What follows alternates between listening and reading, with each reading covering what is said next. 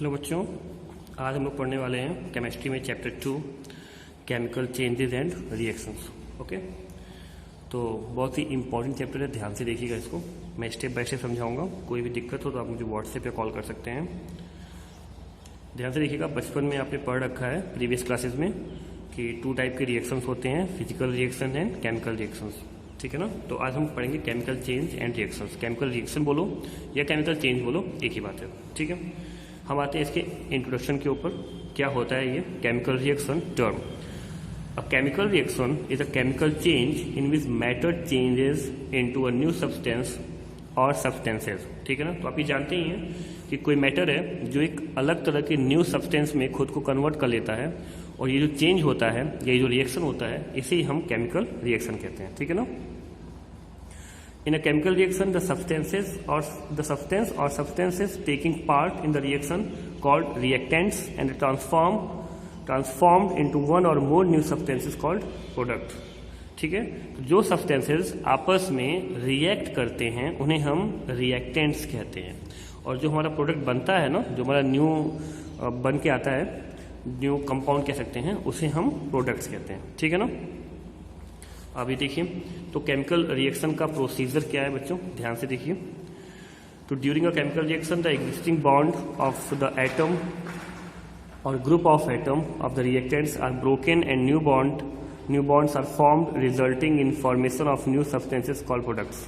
जैसे यहाँ पे देखो क्या कह रहा है कि जो हमारे पास एग्जिस्टिंग कंपाउंड कह सकते हो या एटम कह सकते हो, उनके जो बॉन्ड होते हैं वो टूट जाते हैं। जैसे यहाँ पे देखो नाइट्रोजन के साथ एक बॉन्ड बना हुआ है, वो टूट गया। ऑक्सीजन के साथ बॉन्ड बना हुआ है, वो टूट गया। ये बॉन्ड है वो टूट गया, और टूटने से क्या हुआ, ये नाइट्रोजन इस ऑक्सीजन के साथ मिलकर के NO बनाया, और ऐसे ही ये नाइट्रोजन इसके साथ मिलकर के NO। समझ में आ गया। तो ये आपका NO 2NO बन गया। अच्छा, इसको ये रिएक्शन करने के लिए हमको 3000 डिग्री सेल्सियस का टेम्परेचर यहाँ पर देना पड़ा। ठीक है ना। ये सब यहाँ पे लिखा जाएगा, अभी आगे हम बताएंगे जब रिएक्शंस लिखे जाएंगे तो यहाँ पर आपको कैसे लिखने हैं, क्या करने हैं। ठीक है। तो इसमें क्या होता है, जो एग्जिस्टिंग हमारे एलिमेंट्स थे उनके बॉन्ड टूट जाते हैं और न्यू बॉन्ड वहाँ पे बन जाते हैं। ठीक है ना। ओके, बॉन्ड होता क्या है, what is bond? The linkage और force which act between 2 atoms to hold them together. तो एक तरह का लिंकेज है, एक लिंक है या एक फोर्स है जो 2 एटम्स को आपस में बांध के रखता है, और जब रिएक्शंस होते हैं तो ये आपस में टूट जाते हैं और बॉन्ड जो है वो दूसरे एलिमेंट्स के साथ बन जाते हैं। ओके, ठीक है। अब इसे रिप्रेजेंट कैसे करते हैं, केमिकल रिएक्शन रिप्रेजेंटेशन देखिए। इसे हम रिप्रेजेंट कैसे करते हैं, ध्यान से देखिए। तो ये हमारे पास एक रिएक्शन लिखा हुआ है, ठीक है ना। इसी तरह से इसको हम रिप्रेजेंट करते हैं इसी लैंग्वेज में, जहाँ पर अब ध्यान से देखिए, ये हमारा कैल्शियम हाइड्रोक्साइड है, CaOH का होल ट्वाइस, और ये हमारा नाइट्रिक एसिड है 2HNO3। ठीक है। उसके बाद यहाँ पर हमारा कैल्शियम नाइट्रेट बन जाता है, CaNO3 का होल ट्वाइस, और यहाँ पे बनता है पानी या वाटर। ठीक है ना। तो यहाँ पर जो ये एरो बना हुआ है, एरो के बाद वाले को हम लोग प्रोडक्ट कहते हैं, प्रोडक्ट, और एरो के पहले वाले को हम लोग रिएक्टेंट्स कहते हैं। यहाँ पर ये कंपाउंड इस कंपाउंड के साथ रिएक्शन कर रहा है, यहाँ पे प्लस लगा हुआ है ना, ये रिएक्शन कर रहा है, और ये हमारे प्रोडक्ट बनकर तैयार हुए हैं। बच्चों, कई बार ऐसा भी होता है कि रिवर्स भी हो जाता है, कई बार इन दोनों से मिलकर ये बनता है, कई बार फिर वापस इन दोनों से मिलकर अगेन ये बन जाता है। खैर, उन सब के बारे में आगे बताएंगे। ठीक है ना। इन्हीं को अगर हमें वर्ड में लिखना हो तो वर्ड में लिखिए, यहाँ लिखा हुआ है वर्ड इक्वेशन। ऐसा इस पूरे को हम इक्वेशन कहते हैं। ठीक है ना। इसे हम लोग केमिकल इक्वेशन कहते हैं। क्या कहते हैं? Chemical equation. वर्ड में कैसे लिखेंगे, तो calcium hydroxide plus nitric acid dilute gives calcium nitrate plus water. ठीक है ना। ऐसा डाइल्यूट क्या होता है, देखिए, डाइल्यूट मतलब होता है हल्का। यहाँ पे जो नाइट्रिक एसिड है ना, उसमें पानी मतलब वाटर डाला गया है, वाटर के साथ इसका एक सॉल्यूशन बनाया गया है। किसका? नाइट्रिक एसिड का और वाटर का। और जब नाइट्रिक एसिड, कोई भी एसिड और वाटर का सॉल्यूशन बनाते हैं और उसमें एसिड को कम डालते हैं और पानी को ज़्यादा डालते हैं, तो जो सॉल्यूशन बनता है वो हल्का बनता है। ठीक है ना। हल्का मतलब कह सकते हैं पतला बनता है। ठीक है। उसको हम डाइल्यूट लिखते हैं। और अगर हम एसिड और वाटर के सॉल्यूशन में एसिड को ज़्यादा डालते हैं, वाटर को कम डालते हैं, तो वो सॉल्यूशन गाढ़ा बनता है, जिसे हम कंसनट्रेटेड कहते हैं। ठीक है ना। तो यहाँ पे हमने डाइल्यूट लिखा हुआ है, मतलब नाइट्रिक एसिड जो है वो एक सॉल्यूशन है, एक्वस सॉल्यूशन कहते हैं उसको, और वो जो है हल्का है। ठीक है ना। बातें हैं सेकेंड पेज, केमिकल रिएक्शंस के कैरेक्टरिस्टिक्स के बारे में। ठीक है ना। A chemical reaction is often accompanied by external indication और कैरेक्टरिस्टिक्स, ठीक है ना। तो एक केमिकल रिएक्शन होता है तो उसके क्या क्या कैरेक्टरिस्टिक्स होते हैं, ठीक है ना। तो ध्यान से देखिए, जैसे देखिए यहाँ पर हमारा कॉपर नाइट्रेट है और कॉपर नाइट्रेट को जब गर्म किया गया, हीट ऑन, देखिए हीट ऑन, ठीक है ना, गर्म किया गया, कॉपर नाइट्रेट जो है वो ब्लू कलर का होता है, देखिए। और जब गर्म किया गया तो यहाँ पे आपको कॉपर ऑक्साइड बन गया, और कॉपर ऑक्साइड किस कलर का होता है, ब्लैक कलर का, मतलब कलर चेंज हो गया। इससे हमको लगा कि ओ मतलब रिएक्शन हो गया है, ओके। ऐसे देखो यहाँ पे लेड नाइट्रेट है और यहाँ पर लेड ऑक्साइड है। लेड नाइट्रेट जो होता है वो व्हाइट होता है और लेड ऑक्साइड जिसे हम लिथार्स भी कहते हैं वो येलो हो जाता है। तो कलर यहाँ पे चेंज हो रहा है, समझ में आ गया। तो अगर कलर चेंज हुआ ऐसे रिएक्शंस में तो हम कह सकते हैं कि यहाँ पे हमारा केमिकल रिएक्शन हुआ है, ठीक है। सेकेंड हमारा इवोल्यूशन ऑफ गैस। कुछ ऐसे रिएक्शंस होते हैं जहाँ पर गैस निकलती है, ठीक है ना।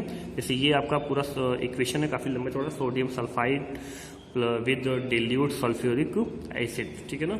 यहाँ पे देखो फिर आपका यहाँ बनता है सोडियम सल्फेट प्लस वाटर और प्लस यहाँ पर सल्फर डाइऑक्साइड गैस। देखो लास्ट में ये सल्फर डाइऑक्साइड गैस, ये जी लिखा है ना ब्रैकेट में, मतलब ये एक गैस है।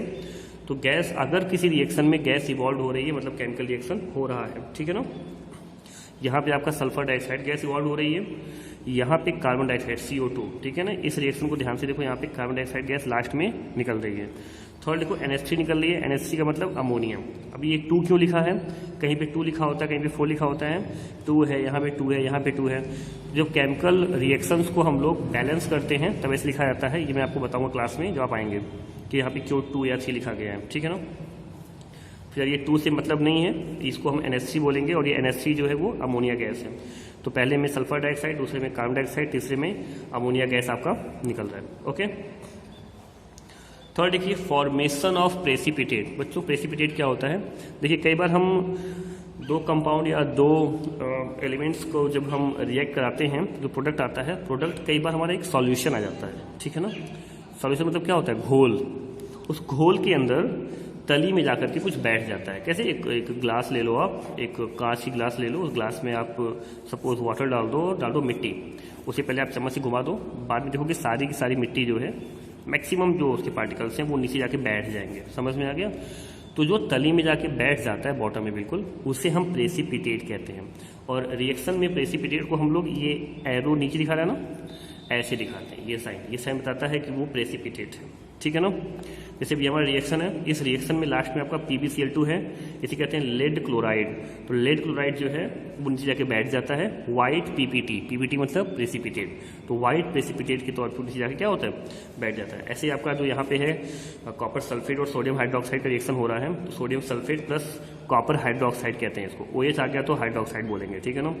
कॉपर हाइड्रोक्साइड लास्ट में आ गया, और ये भी देखो यहाँ पे एक एरो नीचे, तो इसको भी हम बोलेंगे प्रेसिपिटेट। और ये हमारा पेल ब्लू प्रेसिपिटेट होता है जो कि नीचे जाके बैठ जाता है। बात समझ में आ रहा है। ये सारे रिएक्शंस आपको लर्न करने पड़ सकते हैं, बल्कि करने पड़ेंगे, ठीक है ना। केमिस्ट्री में ये थोड़ी प्रॉब्लम वाली बातें होती हैं, और आपको ये पता करना पड़ेगा कि कहाँ पे प्रेसिपिटेट है, वहाँ पे आपको ऐसे एरोज बनाने पड़ेंगे, ठीक है ना। ओके, अभी नेक्स्ट देखते हैं हम लोग। नेक्स्ट है हमारा इवोल्यूशन और अब्जॉर्प्शन ऑफ हीट, ठीक है ना। तो इवोल्यूशन या अब्जॉर्प्शन, इवोल्यूशन मतलब होता है निकलना, अब्जॉर्प्शन मतलब होता है ग्रहण करना या लेना, ठीक है ना। तो कुछ ऐसे रिएक्शंस होते हैं बच्चों जहाँ पर हीट निकलना शुरू हो जाती है, समझ में आ गया। हीट निकलना मतलब हीट उस रिएक्शन से एज अ प्रोडक्ट निकलता है, ठीक है। और कुछ ऐसे रिएक्शंस होते हैं जहाँ पे हीट हमको देना पड़ता है, या फिर कह सकते हो कि वो रिएक्शन होने के बाद प्रोडक्ट जो है हीट खुद ही एटमॉस्फेयर से ले लेता है। जैसे यहाँ पे देखो हमारा नाइट्रोजन एंड हाइड्रोजन का जैसे रिएक्शन कराया, हल्का सा गर्म किया उसको, ये जो साइन होता है बच्चों, ये साइन आपको दिखाता है कि वहाँ पे आप हीट दे रहे हो, ठीक है ना। तो आपका यहाँ पे क्या बन गया, यहाँ पे NH3 बन गया अमोनिया, और साथ में बहुत सारा हीट निकला, प्लस के साथ आपको ये साइन दिया है जिसे हम लोग डेल्टा कहते हैं, डेल्टा साइन है। इसका मतलब मैथ में ट्रायंगल कहते हैं, वैसे इसको केमिस्ट्री में डेल्टा कहते हैं। और यहाँ आपका बहुत सारा हीट निकल रहा है, समझ में आ गया। ऐसे ही आपका देखो N2 + O2 है, वो आपको NO दे रहा है, और यहाँ पे आपका हीट निगेटिव है, मतलब यहाँ पे जो हीट है वो निगेटिव, मतलब यहाँ पे आपको हीट देना पड़ रहा है, या फिर कह सकते हैं कि ये एटमॉस्फेयर से हीट ले रहा है, ठीक है ना। तो पहले वाले रिएक्शंस को हम लोग एक्सोथर्मिक रिएक्शन कहते हैं, जिसमें हीट निकलती है या हीट इवॉल्व होती है, उससे हम लोग एक्सोथर्मिक रिएक्शन कहते हैं। और जिसमें हीट एब्जॉर्ब होती है या हीट ली जाती है उसे हम लोग एंडोथर्मिक रिएक्शन कहते हैं। ये एग्जाम में पूछता है, इसको ध्यान दीजिएगा, ठीक है ना। अब आते हैं बच्चों टाइप ऑफ केमिकल चेंजेस या केमिकल रिएक्शंस, ठीक है ना। ये बहुत इंपॉर्टेंट है, ध्यान दीजिएगा। तो कितने टाइप के होते हैं यहाँ पे देख रहे हैं ना, 4 टाइप के होते हैं। फर्स्ट आपका डायरेक्ट कॉम्बिनेशन रिएक्शन, जिसे हम सिंथेसिस भी कहते हैं। सेकंड आपका होता है डीकम्पोजिशन रिएक्शन। थर्ड आपका होता है डिस्प्लेसमेंट रिएक्शन, जिसे हम सब्स्टिट्यूशन भी कहते हैं। और फोर्थ आपका होता है डबल डिस्प्लेसमेंट रिएक्शन, ठीक है ना, ध्यान दीजिएगा। तो डायरेक्ट कॉम्बिनेशन का मतलब क्या है? कॉम्बिनेशन मतलब कॉम्बो, मतलब 2 या 3 चीज़ें मिलकर कोई एक चीज़ बन जाती हैं, इसे हम कॉम्बिनेशन। जैसे हमारा कोई रिएक्टेंट है ए, यहाँ पर ऐसे समझाया है, ए और बी है, या फिर और भी 2 और मोल लिखा है, तो suppose A B C D और भी हो सकते हैं, ठीक है ना। जब ये मिल करके कोई एक ही बना दें, देखो ए और बी मिलकर क्या बना दिया, ए बी। जैसे यहाँ पे देखो नीचे दिया हुआ है H2O2, ठीक है ना, वो मिलकर बनाया H2O, ठीक है। मतलब 2 या 3 एलिमेंट्स हम बोल सकते हैं या कंपाउंड भी बोल सकते हैं, मिलके कोई एक कंपाउंड बनाते हैं, ठीक है। तो इसे हम बोलते हैं डायरेक्ट कॉम्बिनेशन रिएक्शन। यहाँ पर वो इक्वेशन दिया हुआ है, ठीक है। जब भी आपसे पूछेगा what is direct combination reaction, तो आपको यही बताना रहेगा, ये रिएक्शन लिख करके, ठीक है। ये उसकी डिफिनेशन है। नेक्स्ट है हमारा डीकम्पोजिशन, ठीक है ना, जस्ट अपोजिट, इसी का जस्ट अपोजिट। देखो डीकम्पोज मतलब होता है टूट जाना, ठीक है ना, कई सारे पार्ट्स में टूट जाना, इसे हम बोलते हैं डीकम्पोज। तो यहाँ पर डीकम्पोजिशन रिएक्शन का मतलब क्या है? जैसे यहाँ पर हमारा एक कंपाउंड है AB, और उसको मोस्टली हम इसको हीट ही करते हैं। मोस्टली देखो यहाँ पे मोस्टली जितने भी डीकम्पोजिशन रिएक्शन होते हैं ना, उसको हीट ही करना पड़ता है। मोस्टली, सारे नहीं बोलूँगा, मोस्टली ऐसे होते हैं। आप उनको हीट करो वो टूट जाएंगे, ठीक है ना। चलो यहाँ पे ये नीचे रिएक्शन दिया हुआ ना, यहाँ पे कैल्शियम कार्बोनेट का CaCO3 कम, ये आपका कैल्शियम ऑक्साइड और कार्बन डाइऑक्साइड में टूट गया। कैसे? उसको हमने यहाँ पे डेल्टा का साइन दिख रहा है, डेल्टा बताता है कि आपने इसको क्या किया, हीट किया। तो आपने इसको हीट किया तो ये टूट गया। किसमें टूट गया? AB था, A और B में टूट गया। या फिर कैल्शियम कार्बोनेट था, तो कैल्शियम ऑक्साइड और कैल्शियम डाइऑक्साइड में, सॉरी कार्बन डाइऑक्साइड में टूट गया। बात समझ में आ गई? तो ये आपका नीचे डिफिनेशन दिया हुआ है, ठीक है ना। बाय हीट या बाय लाइट लिखा हुआ है। लाइट का मतलब बहुत हल्की सी हीट, ठीक है, सिंपल है, इसको भी आप लर्न कर सकते हैं। अच्छा, थर्ड आपका आ गया डिस्प्लेसमेंट रिएक्शन, सब्स्टिट्यूशन। इसमें क्या होता है? इसको ऐसे समझो बच्चों कि ये A अकेला है और B और C की अच्छी फ्रेंडशिप है, दोस्ती है। A ने क्या किया, C के साथ फ्रेंडशिप किया और C ने B को छोड़ दिया। देखो यहाँ पे A ने C के साथ फ्रेंडशिप कर लिया, AC, और B को छोड़ दिया, अभी B अकेला हो गया। पहले B और C की फ्रेंडशिप थी, A अकेला था, अभी A की फ्रेंडशिप C से हो गई, AC हो गया, B अकेला हो गया। समझ में आ गया? इसको बोलते हैं डिस्प्लेसमेंट, डिस्प्लेस कर देना, अपने प्लेस से डिस्प्लेस, मतलब A ने BC में से B को डिस्प्लेस कर दिया। जो यहाँ पे लिखा है उसी का यहाँ मतलब है। समझ में आ गया? इसीलिए इसको बोलते हैं डिस्प्लेसमेंट। यहाँ पर एक एलिमेंट ही होता है हमेशा, ठीक है ना। डिस्प्लेसमेंट में आपका डबल डिस्प्लेसमेंट कंपाउंड होता है, बट डिस्प्लेसमेंट में पहला जो अलग करता है वो एलिमेंट होता है, और जिसमें से करता है वो कंपाउंड होता है। ध्यान रखना, यहाँ पे 2 एलिमेंट है तो ये कंपाउंड है। जब भी 2 एलिमेंट 3 एलिमेंट मिलकर कुछ बनाते हैं उसको हम कंपाउंड कहते हैं, और सिंगल एलिमेंट है मान लो तो उसको हम एलिमेंट ही कहते हैं। समझ में आ गया? जैसे यहाँ पे देखो एक रिएक्शन दिया हुआ है, मैग्नीशियम है और ये आपका कॉपर सल्फेट है, CuSO4। तो मैग्नीशियम जो है वो कॉपर सल्फेट में से कॉपर को अलग भगा दिया और खुद सल्फेट के साथ आ गया, तो मैग्नीशियम सल्फेट बन गया और कॉपर क्या हो गया, अलग हो गया। ऐसे रिएक्शंस को हम लोग डिस्प्लेसमेंट रिएक्शन कहते हैं। Any problem? I think no problem, बहुत ही सिंपल था। नेक्स्ट आते हैं डबल कंपोजिशन रिएक्शन। अब ये क्या होता है? सेम वही चीज़ है, यहाँ भी बताया था ना कि वो सिंगल एलिमेंट था और ये इनकी दोस्ती तोड़ा था। यहाँ पे ना A की दोस्ती B के साथ है, C की दोस्ती D के साथ है, ठीक है ना, ध्यान रखना। अच्छा, ये पॉजिटिव आया हुआ है ना, A के ऊपर पॉजिटिव है, मतलब A को हम कैटायन बोलेंगे या पॉजिटिव आयन बोलेंगे, ठीक है ना, या इसको मेटल भी कह सकते हैं। जिस पे पॉजिटिव चार्ज होता है उसे हम मेटल कहते हैं, जिस पे निगेटिव चार्ज होता है उसे हम नॉन मेटल कहते हैं, या एनायन भी कहते हैं, या निगेटिव आयन भी कहते हैं। समझ में आ गया? तो जब भी दोस्ती होती है ना, तो हमेशा पॉजिटिव की निगेटिव से होती है, हमेशा पॉजिटिव की निगेटिव से। जैसे A और B निगेटिव है, A पॉजिटिव है, इनकी दोस्ती हो गई। C पॉजिटिव, D निगेटिव, दोस्ती हो गई। अगर दोस्ती टूटेगी ना, तो हमेशा A की दोस्ती इनमें से किसके साथ होगी? A पॉजिटिव है तो उसकी दोस्ती हमेशा D के साथ होगी। ध्यान रखना, हमेशा एक मेटल की दोस्ती नॉन मेटल के साथ ही होती है। या एक कैटाइन की दोस्ती एक एनायन के साथ ही होती है। ऐसे ही C पॉजिटिव की दोस्ती किससे होगी, B से होगी। बात समझ में आ रहा है। यहाँ पे भी ऐसे ही था, ध्यान से देखना, ये A हमारा मेटल था या कह सकते हैं कैटायन था, और यहाँ पे हमारा मेटल भी था और नॉन मेटल भी था, मतलब पॉजिटिव चार्ज भी था और निगेटिव। तो ये पॉजिटिव ने इसके C के साथ दोस्ती की, निगेटिव खुद पॉजिटिव था, इसने निगेटिव के साथ दोस्ती की और इस पॉजिटिव को बाहर फेंक दिया। तो यहाँ ये अकेला था, यहाँ पर दोनों में होता है, मतलब इसका A इसके D के साथ, ये खुद पॉजिटिव है निगेटिव के साथ, और इसका B जो कि निगेटिव है इसके प्लस के साथ। तो A D के साथ, C B के साथ, मतलब यहाँ पर दोनों ने दोस्ती तोड़ दी और यहाँ पर दो अलग ही कंपाउंड बन जाते हैं। समझ में आ गया। इसे हम बोलते हैं डबल डीकम्पोजिशन रिएक्शन। ओके, तो ये इसका यहाँ पे देखो एग्जांपल भी दिया हुआ है, सिल्वर नाइट्रेट और पोटेशियम क्लोराइड का। बाद में यहाँ पे सिल्वर क्लोराइड बन जाता है जो कि प्रेसिपिटेट के तौर पे नीचे गिरता है, देखो यहाँ पे बने ये साइन बता रहा है, और साथ ही आपका पोटेशियम नाइट्रेट बन जाता है। ठीक है, तो आई होप आपको ये समझ में आ गया होगा। बहुत ही सिंपल था और ये बहुत इंपॉर्टेंट भी था। ठीक है, वो आते हैं नेक्स्ट पार्ट पे। तो नेक्स्ट पेज पे आ गए बच्चों, यहाँ पे डायरेक्ट कॉम्बिनेशन रिएक्शन। ठीक है ना, डायरेक्ट कॉम्बिनेशन या फिर सिंथेसिस के बारे में। तो जो हमने पीछे पढ़ा है ना चारों, ये जो चारों पढ़ा है हमने अभी, इन सब के बहुत सारे एग्जाम्पल्स दिए। यहाँ पे सिंगल एक ही एग्जाम्पल दिया था, ये वाला अगर आपको दिख रहा हो तो ये सिंगल एक ही एग्जाम्पल दिया था, बट यहाँ पर इसके बहुत सारे टाइप्स एंड एग्जाम्पल्स दिए हुए हैं।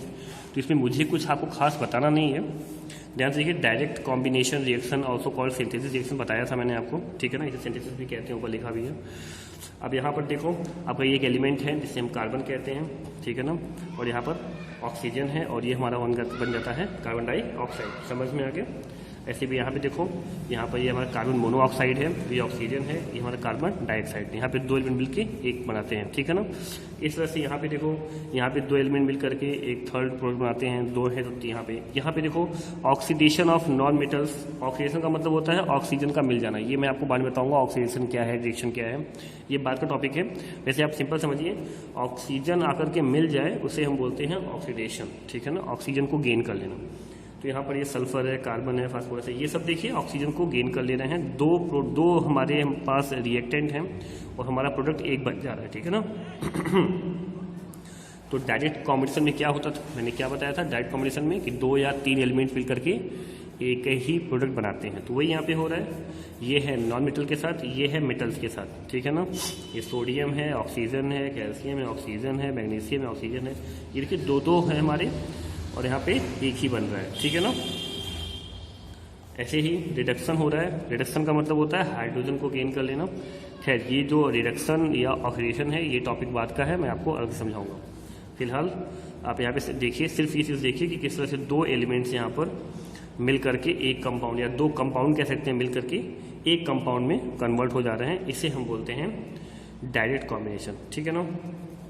इधर नीचे भी आपको दिया हुआ है, देखो यहाँ पर एल्यूमिनियम दिया हुआ है, यहाँ पे क्लोरीन दिया हुआ है, यहाँ पे देखो आपका बन गया, और यहाँ पे लिखा भी है कि ये सॉल्यूबल हो रहे हैं कि नहीं। ठीक है ना, ये सारे के सारे सॉल्ट हैं। ठीक है ना, सॉल्ट सिर्फ NaCl नहीं होता है, और भी कई टाइप के सॉल्ट होते हैं। NaCl को हम लोग कॉमन सॉल्ट कहते हैं।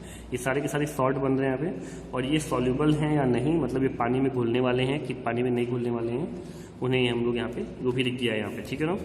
फिलहाल यहाँ पर डायरेक्ट कॉम्बिनेशन से ये पूरा जो प्रोडक्ट है वो बन रहा है, मतलब दो एलिमेंट्स मिल करके एक कंपाउंड बना रहे हैं। ठीक है ना। सेम चीज़ यहाँ पे भी है, सेम चीज़ें हैं। ठीक है ना, यहाँ पे देखो प्रोडक्ट के साथ साथ हीट भी निकल रही है। यहाँ पे देखो ये रिवर्स रिएक्शन भी हो रहा है, मतलब इससे ये बन रहा है, बाद में इससे ये बन जा रहा है रिटर्न। देखो ये साइन बताता है रिवर्स रिएक्शन का, मतलब इन दोनों से आपका ये बन जा रहा है, अगेन ये टूट करके हुआ दे रहा है। समझ में आ गया। नाइट्रोजन है, हाइड्रोजन है। ठीक है ना, ये अमोनिया गैस है। अच्छा, सल्फ्यूरिक एसिड बनाने के लिए भी हम लोग यहाँ पर डायरेक्ट कॉम्बिनेशन का जो है सहारा लेते हैं। डायरेक्ट कॉम्बिनेशन रिएक्शन का यूज होता है यहाँ पर।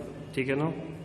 Preparation of hydrogen chloride gas HCl जो है हमारा, उसे हम हाइड्रोक्लोरिक एसिड भी कहते हैं, और गैसियस फॉर्म में होता है उसको हाइड्रोजन क्लोराइड गैस भी कहते हैं। उसके लिए भी हम जो रिएक्शन है वो डायरेक्ट कॉम्बिनेशन का ही है। ये सारे के सारे रिएक्शंस आपके बहुत ही सिंपल, इसमें कुछ नहीं करना, डायरेक्ट कॉम्बिनेशन के रिएक्शंस हैं।